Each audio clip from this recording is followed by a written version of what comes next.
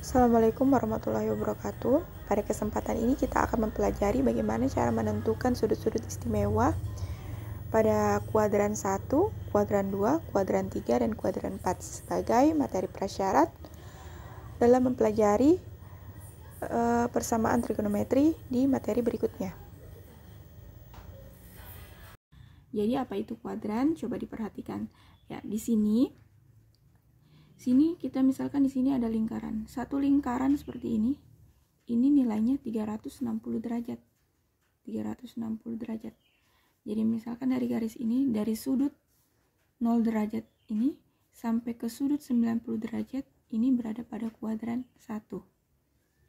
Kemudian dari sudut 90 derajat ke sudut 180 derajat ini berada pada kuadran 2. Kemudian dari sudut 180 derajat ke sudut 270 derajat ini berada pada kuadran 3. Lanjut sudut 270 derajat sampai ke sudut 360 derajat ini berada pada kuadran 4. Ya. Lanjut pada kuadran 1. Untuk sin, cos, dan tan ini semuanya bernilai positif. Ya, jadi sin, cos, tan itu bernilai positif. Nah, kalau di kuadran 2, yang positif yaitu hanya sin. Yang lainnya seperti cos dan tan itu negatif. Lanjut kuadran 3, yang positif itu adalah tan. Dan yang di kuadran 4, yang positif adalah cos. Ya. Nah, sekarang kita mau tentukan sudut-sudut istimewa di kuadran 1. Jadi pada sudut 0 derajat, sudut 30 derajat, sudut 45 derajat, sudut 60 derajat, dan sudut 90 derajat. Ini yang berada pada kuadran 1 ya. Untuk sudut sin, cos, dan tan. Ya. Untuk sudut sin, ya. Kalian perlu tahu bahwa grafik sinus itu seperti ini. Dia dari sudut 0 derajat, dia grafiknya seperti ini. Pada sudut 0 derajat dan membentuk 90 derajat sudut pertama, dia grafiknya naik. Berarti dari sudut 0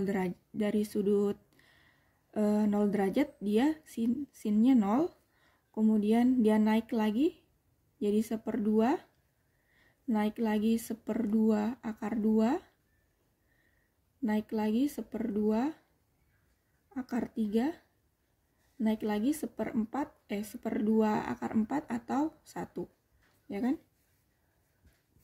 1/2 akar 4. Akar 4 berapa? Akar 4 kan 2, berarti 1/2 kali 2, 1. Oke. Lanjut. Untuk sudut istimewa cos. Ya, kalau grafik cos, grafiknya dia turun. Jadi seperti ini dia grafiknya.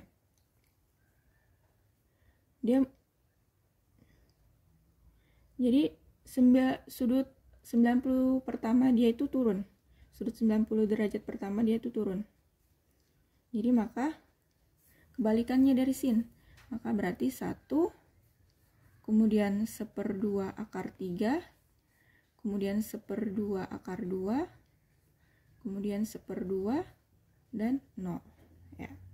Itu untuk cos. Kemudian kalau tan bagaimana? Kalau sudut tan, ya, dimana tan x itu kan, tan x itu sama dengan sin x per cos x kan? Maka sin 0 derajat ini, sin 0 dibagi cos 0. Jadi sin 0 bagi 1 berapa? Ya, 0 ya.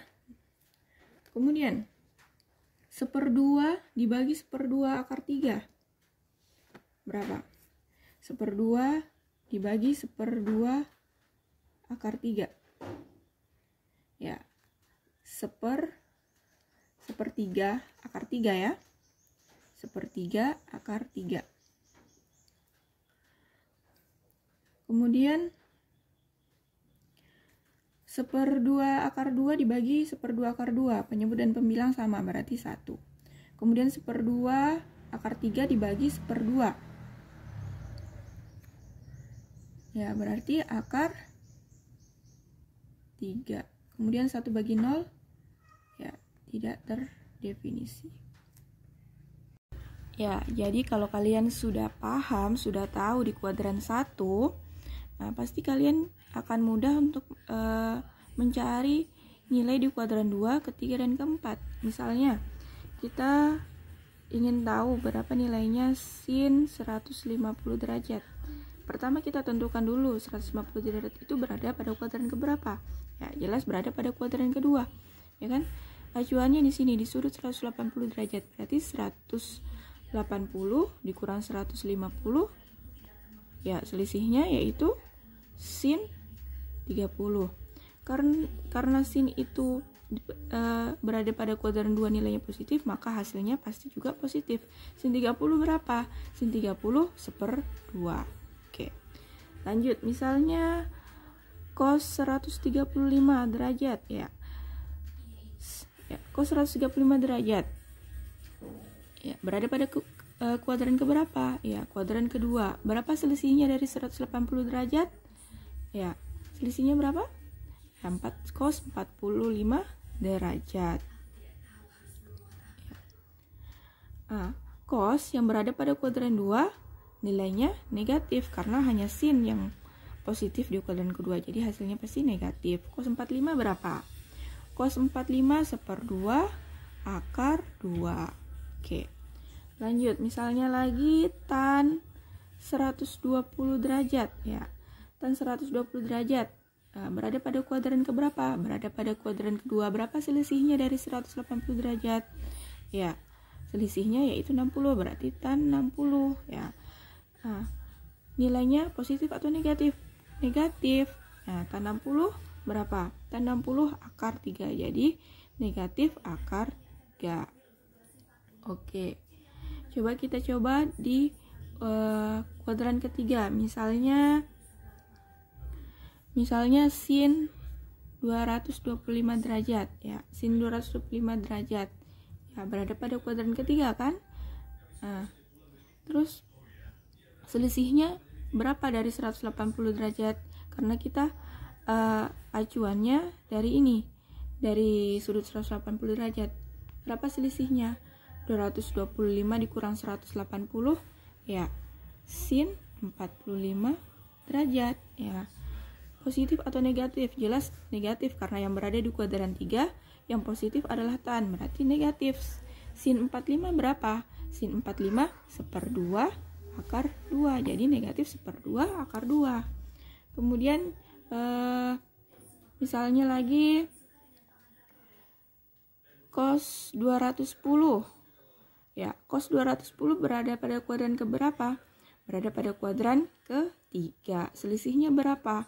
Dari sudut 180 ini selisihnya 30 derajat, berarti cos 30 derajat. Positif atau negatif nilainya? Negatif nilainya. Karena yang berada pada kuadran 3 yang positif adalah tan. Cos 30 nilainya 1/2 akar 3, jadi negatif 1/2 akar 3. Ya, lanjut misalnya tan 240 ya. Tan 240 derajat. Ya, berada pada kuadran ketiga.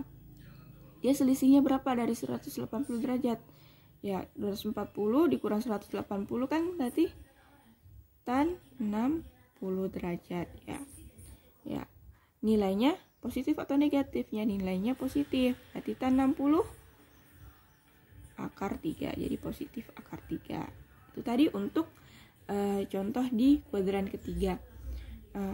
Sekarang kita mau menentukan coba ini yang di kuadran keempat. Misalnya sin 330 derajat misalnya. Sin 330 derajat. Dia berada pada kuadran keempat kan? Ya, nilainya positif atau negatif? Jelas nilainya negatif karena yang berada di kuadran keempat yang positif adalah cos. Jadi nilainya negatif. Kemudian selisihnya berapa dari dari sudut 360 derajat ini, berarti 360 dikurang 330 yaitu sin 30. Ya, berarti nilainya negatif ya. Berarti sin 30 hasilnya 1/2. Jadi sin 330 derajat yaitu negatif 1/2. Kemudian misalnya cos 300. Cos 300 derajat. Selisihnya berapa dari sudut 360 derajat ini? Ya, selisihnya yaitu cos 60 derajat. Ya, nilainya positif atau negatif? Ya, nilainya positif karena yang berada di kuadran 4, cos itu nilainya positif. Jadi cos 60 berapa? 1/2. Jadi begitu ya cara mudahnya kita untuk menentukan sudut-sudut istimewa dari kuadran 1 sampai kuadran 4. Jadi yang titik acuannya yaitu garis lurusnya ini, sudut 360 derajat dengan sudut 180 derajat. Garis lurusnya ini yang menjadi acuannya kita untuk menghitung, untuk mempermudah kita untuk menentukan masing-masing nilai pada kuadran 1, 2, 3, dan 4. Oke.